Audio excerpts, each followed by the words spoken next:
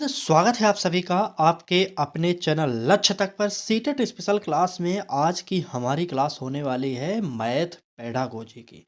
तो अगर आपको भी गणित पेडागोजी से डर लगता है तो डरिए मत, ये क्लास देखिए और आपका जो डर है वो जरूर खत्म हो जाएगा।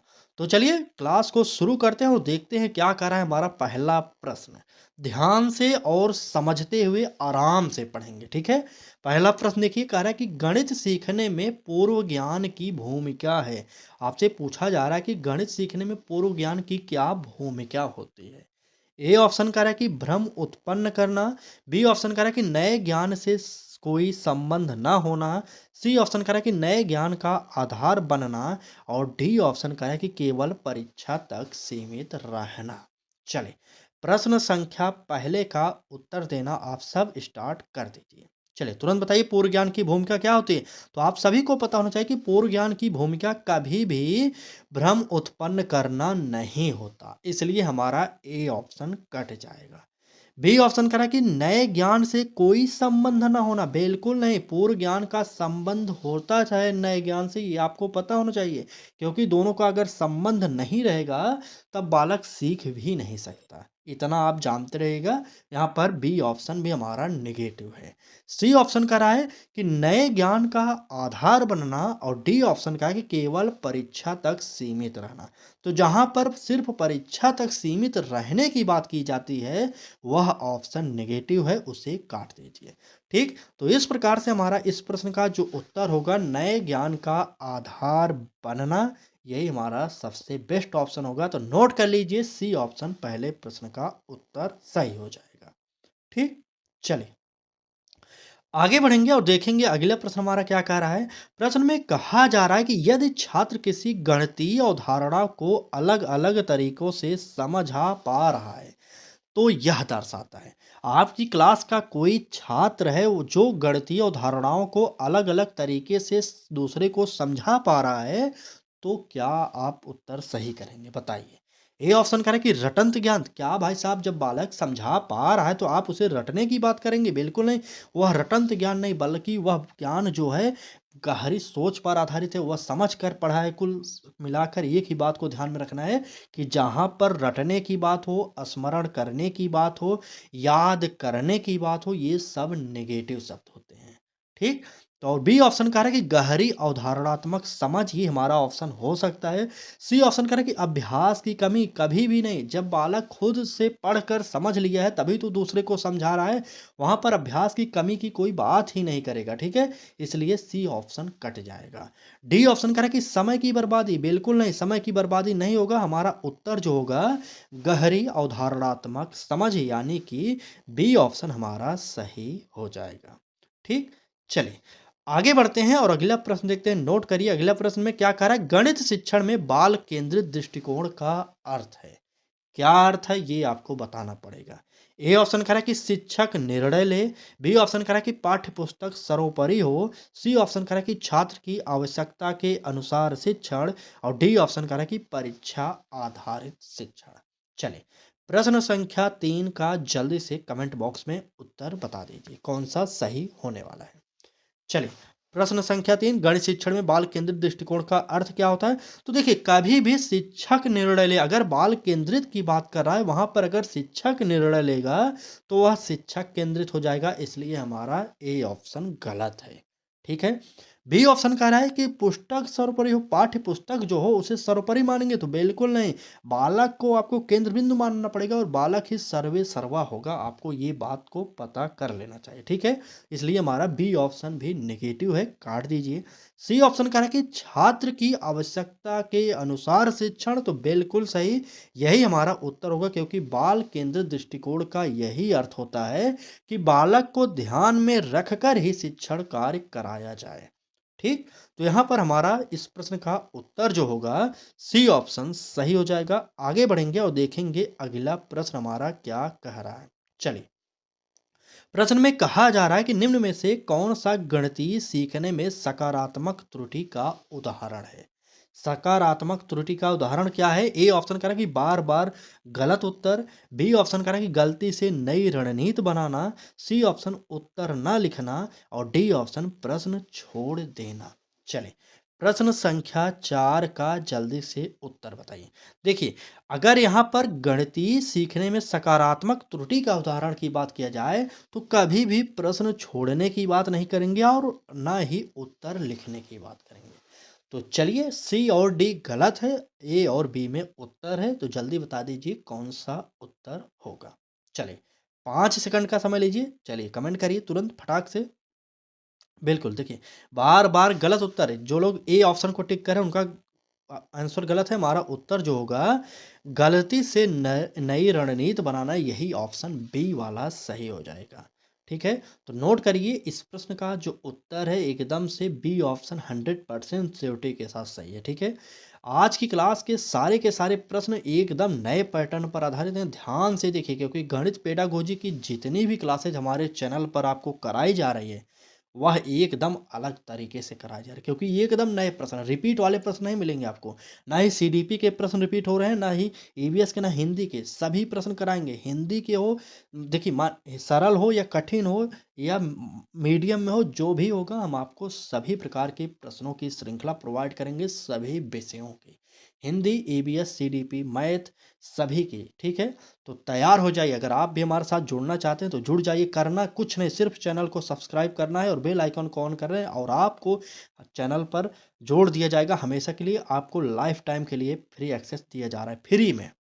ठीक? तो चलिए, फ्री प्रैक्टिस बैच को ज्वाइन करिए और अपने नॉलेज में वृद्धि करिए। इस बार सीटेट का टारगेट है 100 प्लस स्कोर का।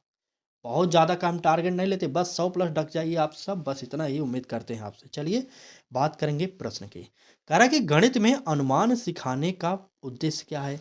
आपको पता होना चाहिए कि गणित में तुक्का भी लगाया जाता है ना, तो वही पूछा जा रहा है कि अनुमान सिखाने का क्या सही उद्देश्य है। ए ऑप्शन कह रहा है कि सटीक उत्तर प्राप्त करना, बी ऑप्शन मानसिक गणना विकसित करना, सी ऑप्शन सूत्र याद कराना, डी ऑप्शन समय बढ़ाना। तो समय बढ़ाना गलत होगा, सूत्र याद कराना भी गलत होगा। अब आपको बताना है कि सटीक उत्तर प्राप्त करना या मानसिक गणना विकसित करना। चलिए, कमेंट करिए ए बी में से कौन सा उत्तर होगा। चलिए, देखिए, सटीक उत्तर प्राप्त करना, कभी भी यह उत्तर नहीं होगा। हमारा उत्तर जो होगा क्या होगा, मानसिक गणना विकसित करना, यानी कि बी ऑप्शन यहाँ पर हमारा सही हो जाएगा। नोट कर लिए? तो चलिए तुरंत आगे बढ़ते हैं, अगला प्रश्न देखते हैं क्या कह रहा है। अगले प्रश्न में कहा जा रहा है कि यदि छात्र सूत्र को समझकर भी गलत प्रयोग करता है तो कारण हो सकता है।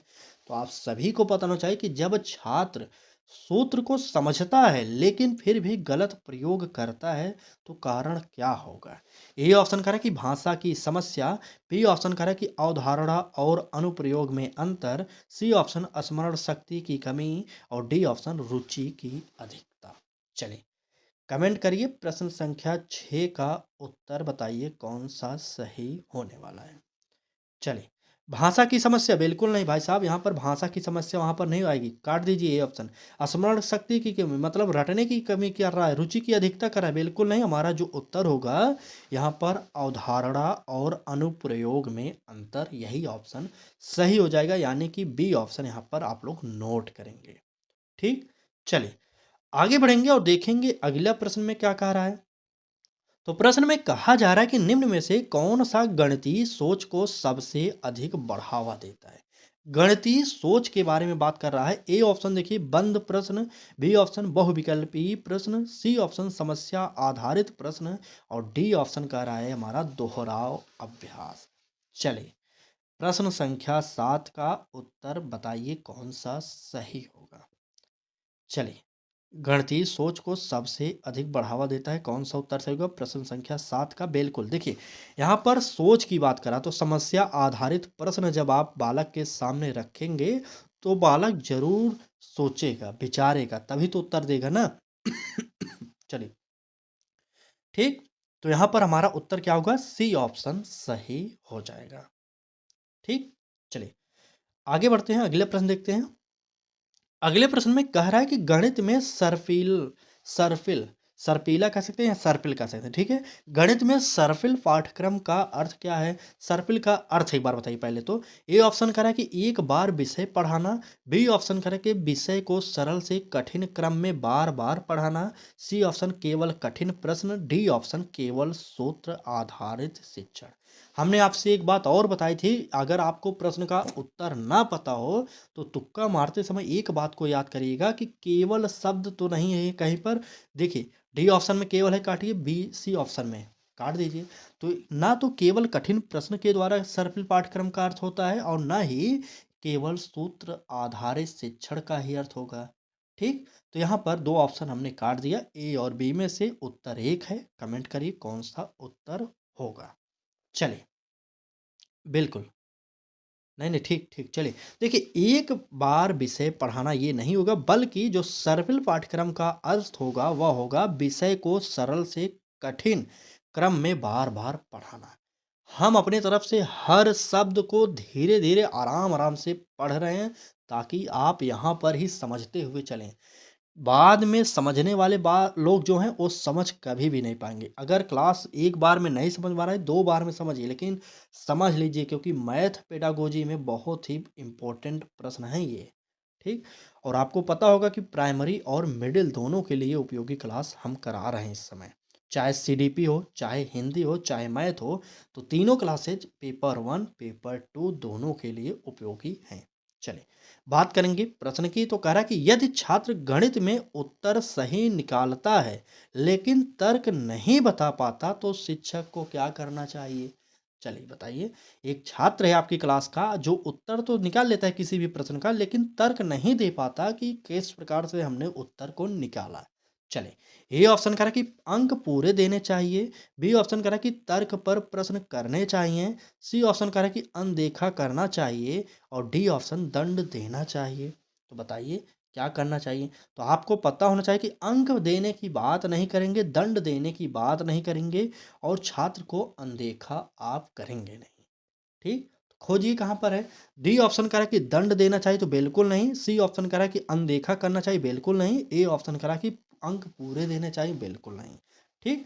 जो हमारा उत्तर होगा वह क्या होगा? बी ऑप्शन होगा, तर्क पर प्रश्न करने चाहिए, यानी कि दूसरा ऑप्शन सही हो जाएगा। ठीक है? चलिए, आगे बढ़ते हैं और अगला प्रश्न देखते हैं क्या कह रहा है हमारा अगला प्रश्न।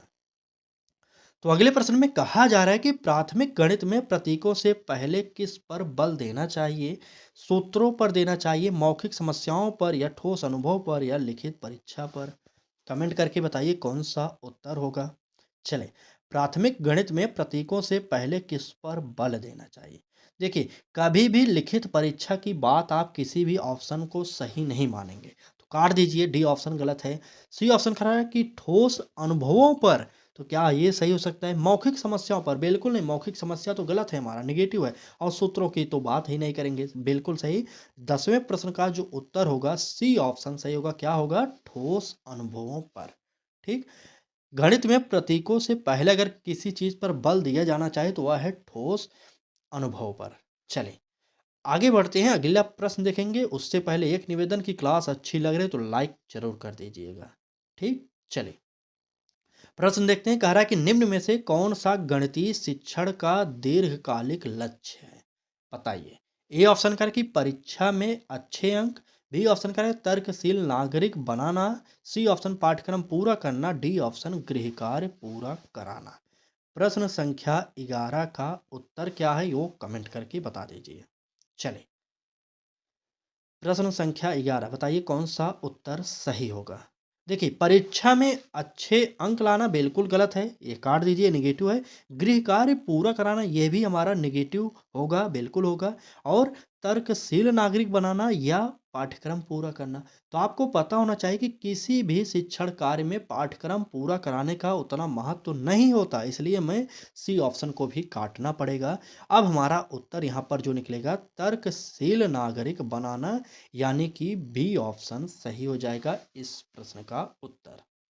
ठीक? चले, आगे बढ़ते हैं और देखते हैं क्या कह रहा है हमारा अगला प्रश्न। तो अगले प्रश्न में कहा जा रहा है कि यदि छात्र गणित को दैनिक जीवन से जोड़ पा रहा है, तो यह दर्शाता है। क्या दर्शाएगा? ए ऑप्शन कह रहा है कि विषय कठिन है। बी ऑप्शन सीख सार्थक है। सी ऑप्शन अभ्यास कम है। डी ऑप्शन शिक्षक सख्त है। चलिए, प्रश्न संख्या 12 का उत्तर कमेंट बॉक्स में बता दीजिए कौन सा सही होने वाला है। चलिए, यदि छात्र गणित को दैनिक जीवन से जोड़ पा रहा है तो क्या दर्शाएगा? तो आपको पता होना चाहिए कि विषय कठिन है। क्या विषय कठिन होगा? बिल्कुल नहीं, विषय कठिन नहीं है। अगर बालक अपने दैनिक जीवन से जोड़ पा रहा है तो विषय कठिन नहीं, तभी तो जोड़ पा रहा है ना, इसलिए काट दीजिए ये ऑप्शन।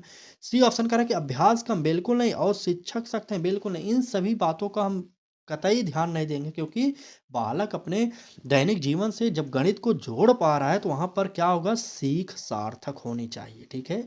इसलिए इस प्रश्न का उत्तर जो होगा बी ऑप्शन सही हो जाएगा। ठीक, चलें आगे।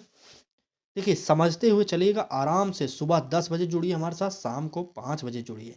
दोनों क्लासेज आपके लिए इम्पोर्टेंट है। हिंदी डेली कराई जा रही है क्योंकि आप लोगों की भारी डिमांड थी कि हिंदी पेडागोजी के प्रश्न अधिक कराए जाएँ। तो हमने एक एक क्लास ही हिंदी के लिए फिक्स कर दिया है। ठीक? तो सुबह 10 बजे जुड़िए, हिंदी पढ़िए, शाम को सभी सब्जेक्टों को बारी-बारी से पढ़ाया जा रहा है। चलिए, आगे बढ़ेंगे, अगला प्रश्न देखेंगे तो कह रहा है कि गणित में बहुरणनीति दृष्टिकोण का लाभ है। बताइए, गणित में बहुरणनीति दृष्टिकोण का लाभ क्या है? भ्रम बढ़ता है, सोच सीमित होती है, लचीलापन व आत्मविश्वास बढ़ता है, या समय नष्ट होता है? बताइए, कौन सा उत्तर हमारा सही होगा? चलिए, प्रश्न संख्या 13 का उत्तर कमेंट बॉक्स में बता दीजिए, तुरंत बताइए। देखिए, किसी भी रणनीति का यह कतई उद्देश्य नहीं होता कि भ्रम बढ़े, ठीक है? ए ऑप्शन काट दीजिए। बी ऑप्शन कह रहा है कि सोच सीमित होती है, बिल्कुल नहीं। बहुरणनीति का अर्थ ये होता है कि लचीलापन हो और आत्मविश्वास बढ़े, ठीक है? तो इसलिए हमारा यहाँ पर सी ऑप्शन हो जाएगा, समय नष्ट नहीं होता है इसके द्वारा। यहाँ पर डी ऑप्शन भी गलत है, काट दीजिए। चलिए, बात करेंगे अगले प्रश्न की। तो कहा जा रहा है कि निम्न में से कौन सा गणितीय सीखने में मेटाकॉग्निशन से संबंधित है? आपसे पूछा जा रहा है मेटाकॉग्निशन से संबंध किसका है? ए ऑप्शन कह रहा है कि उत्तर लिखना, बी ऑप्शन अपने सोचने के तरीके पर विचार, सी ऑप्शन सूत्र याद करना, डी ऑप्शन अभ्यास कॉपी भरना। चलिए, प्रश्न संख्या 14 का उत्तर बताइए। एक मिनट, क्या बोल रहे हैं आप लोग? 13 में क्या? 13 में सी तो होगा ना? बिल्कुल सी सही है, एकदम सी, सी सही होगा। चलिए, इसका उत्तर बताइए आप लोग। देखिए, अगर बात करें गणित सीखने में मेटाकॉग्निशन का जो संबंध होता है, कभी भी उत्तर लिखना नहीं होगा, सूत्र याद करना तो किसी भी ऑप्शन में सही नहीं होगा, किसी भी प्रश्न का, और कॉपी भरना ये भी गलत होगा। उत्तर जो निकलेगा क्या होगा? अपने सोचने के तरीके पर विचार, यही सबसे बेस्ट ऑप्शन होगा। नोट कर लीजिए, बी ऑप्शन यहाँ पर हमारा सही हो जाएगा। ठीक, चलिए, आगे बढ़ते हैं और देखते हैं हमारा क्या कह रहा है अगला प्रश्न। तो कह रहा है कि यदि शिक्षक केवल सही उत्तर पर ध्यान देता है तो वह किसे नज़रअंदाज करता है? आप टीचर हैं, अगर आप सही उत्तर पर ही ध्यान देंगे तो आप किसे नज़रअंदाज करेंगे, ये आपको समझना चाहिए। चलिए, ए ऑप्शन कह रहा है कि परिणाम पर, बी ऑप्शन कह रहा है कि प्रक्रिया पर, सी ऑप्शन कह रहा है कि समय पर, और डी ऑप्शन पाठ्यक्रम पर। प्रश्न संख्या 15 का उत्तर जल्दी से बता दीजिए, कौन सा सही होने वाला है? चलिए, बिल्कुल, देखिए, अगर बात करेंगे किस पर वह किसे नज़रअंदाज कर रहा है शिक्षक, तो वह शिक्षक नज़रअंदाज किसे कर रहा है? तो प्रक्रिया को कर रहा है, ठीक है? यहाँ पर बी ऑप्शन हमारा सही हो जाएगा। चलिए, आगे बढ़ेंगे और अगला प्रश्न देखेंगे क्या कह रहा है हमारा। अगले प्रश्न में कहा जा रहा है कि गणित में समूह कार्य का मुख्य उद्देश्य है। क्या मुख्य उद्देश्य है, ये आपको बताना है। ए ऑप्शन कह रहा है कि प्रतिस्पर्धा बढ़ाना, बी ऑप्शन कह रहा है कि शिक्षक का कार्य कम करना, सी ऑप्शन सहयोग व चर्चा विकसित करना, और डी ऑप्शन शोर उत्पन्न करना। चलिए, कमेंट करिए कौन सा उत्तर सही होगा यहाँ पर। बिल्कुल, बिल्कुल। अगर बात करें गणित में समूह कार्य का उद्देश्य जो होता है, कभी भी प्रतिस्पर्धा को बढ़ाना नहीं होता। ए ऑप्शन नेगेटिव है, तुरंत काटिए। बी ऑप्शन कह रहा है कि शिक्षक का कार्य कम करना, भाई साहब शिक्षक को कार्य करना पड़ेगा, यह भी हमारा नेगेटिव है, काट दीजिए। डी ऑप्शन कह रहा है कि शोर उत्पन्न करना, तो बिल्कुल नहीं। उत्तर जो होगा सहयोग व चर्चा विकसित करना।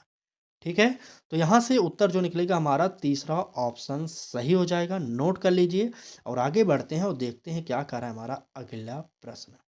चलिए, प्रश्न में कहा जा रहा है कि गणितीय डर कम करने का सबसे प्रभावी तरीका है। बताइए, मैथ एंजाइटी क्या कहते हैं, बताइए। जल्दी से ए ऑप्शन करा कि कठिन परीक्षा, बी ऑप्शन तुलना आधारित शिक्षण, सी ऑप्शन छोटे-छोटे सफल अनुभव और डी ऑप्शन कठिन अधिक गृह कार्य। बताइए ए बी सी डी कौन सा उत्तर सही होगा प्रश्न संख्या 17 का। अगर बात किया जाए मैथ डर कम करने का सबसे प्रभावी तरीका तो कभी भी वहां पर कठिन परीक्षा से डर को कम नहीं किया जा सकता, इसलिए ए ऑप्शन हमारा गलत है। बी ऑप्शन करा कि तुलना आधारित शिक्षण, बिल्कुल नहीं, तुलना आप कभी भी नहीं करेंगे, ये आपको समझना चाहिए, इसलिए बी ऑप्शन भी गलत हो जाएगा। सी ऑप्शन करें कि छोटे-छोटे सफल अनुभव, तो बिल्कुल सही, यही हमें करना चाहिए ताकि बालक के अंदर जो मैथ को लेकर डर है, गणितीय डर है, वह दूर किया जा सके। ठीक? समझ रहे हैं ना? देखिए, हम लगातार इसलिए प्रश्न को करा रहे हैं ताकि आपका समय बच जाए। समय बचेगा तो आप अलग से कुछ पढ़ सकते हैं। हमारा ये कतई उद्देश्य नहीं होता कि आपका समय व्यर्थ किया जाए। ठीक है? चलिए, इसलिए थोड़ी क्लास की स्पीड को तेज़ करते हैं। 1 भी सेकंड आपको देते रहें। कभी-कभी दे देते हैं 5-10 सेकंड का उत्तर देने का समय। ठीक है? चलिए, बात करेंगे प्रश्न की। कह रहा है कि यदि छात्र किसी समस्या को चित्र बनाकर हल करता है तो यह दर्शाता है। अगर आपकी क्लास का एक बच्चा है जो किसी समस्या को चित्रों के माध्यम से हल कर रहा है तो क्या होगा बताइए। ये ऑप्शन करें कि कमजोरी को दर्शाएगा, बिल्कुल नहीं भाई साहब, बालक तो समझ रहा है ना, तभी तो बालक चित्र बनाकर वह उत्तर निकाल रहा है ना, यहाँ पर ये गलत है। ठीक। बी ऑप्शन करें वैकल्पिक प्रतिनिधित्व कौशल, ये हो सकता है। समय की कमी तो कदापि नहीं, क्योंकि बालक खुद से चित्र बना रहा है उसके बाद सॉल्व कर रहा है। ठीक है, तो सी ऑप्शन कट जाएगा। डी ऑप्शन रटंत अभ्यास, बिल्कुल नहीं होगा। वैकल्पिक प्रतिनिधित्व कौशल यानी कि बी ऑप्शन हमारा सही हो जाएगा। नोट कर लिए आप लोग। चलिए आगे बढ़ते हैं और देखते हैं हमारा अगला प्रश्न क्या कह रहा है। चलिए, तो प्रश्न में कहा जा रहा है कि निम्न में से कौन सा रूपात्मक मूल्यांकन का उदाहरण है। फॉर्मेटिव असेसमेंट का उदाहरण क्या है बता दीजिए। ए ऑप्शन कर रहा है बोर्ड परीक्षा, बी ऑप्शन कर रहा है कि वार्षिक परीक्षा, सी ऑप्शन कक्षा चर्चा के दौरान प्रश्न और डी ऑप्शन प्रवेश परीक्षा। चलिए बताइए जल्दी से प्रश्न का उत्तर क्या होगा, कमेंट बॉक्स में बता दीजिए जल्दी से। ए बी सी डी कौन सा होगा सही, जल्दी से कमेंट करिए भाई साहब, आप सभी कमेंट करेंगे सभी। चलिए 10 सेकंड, बिल्कुल, चलिए 10 सेकंड लीजिए, कमेंट करिए। देखिए किसी भी प्रश्न का उत्तर अगर आपको इस प्रकार से मिल जाए ऑप्शन, तो वहाँ पर बोर्ड परीक्षा को सबसे पहले काटिएगा और वार्षिक परीक्षा की तो बात ही मत करिएगा। ठीक है, और प्रवेश परीक्षा किसी भी प्राथमिक विद्यालय या मिडिल में नहीं लिया जाता है। आप खुद बताइए कि आप 1 से लेकर 8 तक के बच्चों को अगर सरकारी कॉलेजों में भेजेंगे तो वहाँ पर कोई क्या प्रवेश परीक्षा होगी? बिल्कुल नहीं होती, आप भी जानते हैं, इसलिए हमारा ये भी कट जाएगा। उत्तर जो होगा कक्षा चर्चा के दौरान प्रश्न यानी कि तीसरा ऑप्शन सही होगा। ठीक, नोट कर लिए ना। चलिए आगे बढ़ते हैं और देखते हैं अगला प्रश्न। देखिए अगले प्रश्न में कह रहा है कि सीटेट के अनुसार गणित गणित शिक्षण में शिक्षक की भूमिका क्या होती है। तो ये तो बताने की बात नहीं, हमने आपसे बताया था, चाहे मैथ पेडागोजी हो, चाहे सीडीपी पेडागोजी हो, चाहे एबीएस पेडागोजी, चाहे एसएसटी पेडागोजी हो, और चाहे जिस भी पेडागोजी की आप बात करेंगे जहाँ पर शिक्षक की भूमिका की बात किया जाए, वहाँ पर 2-3 शब्द को याद कर लीजिए।